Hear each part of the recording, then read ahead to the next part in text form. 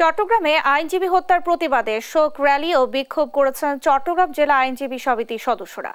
রোববার বিকেলে চট্টগ্রাম আইনজীবী সমিতির সামনে থেকে শোক র্যালি শুরু হয়। সেখান থেকে নগরের বিভিন্ন এলাকা ঘুরে আবারও আদালত এলাকায় বিক্ষোভ সমাবেশ করেন আইনজীবীরা।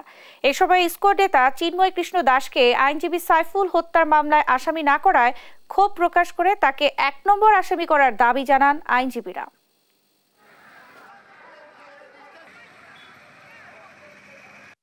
সারা বিশ্বের অনেক দেশে নিষিদ্ধ হয়েছে তাদের সন্ত্রাসী কর্মকাণ্ডের কারণে। আমরা বাংলাদেশ সরকারকে অনুরোধ করব, এই সন্ত্রাসী সংগঠন, জবরদখলকারী, মানুষের বাড়ি দখলকারী সংগঠন ইসকন সন্ত্রাসী সংগঠনকে নিষিদ্ধ করা হোক। যে হত্যা মামলা হয়েছে সেই হত্যা মামলার ভিডিও ফুটেজ রয়েছে এবং প্রত্যক্ষদর্শী সাক্ষী রয়েছে। আমি পুলিশকে অনুরোধ করব, এই মামলা চার্জশিট দিতে দেরি হওয়ার কথা নয়।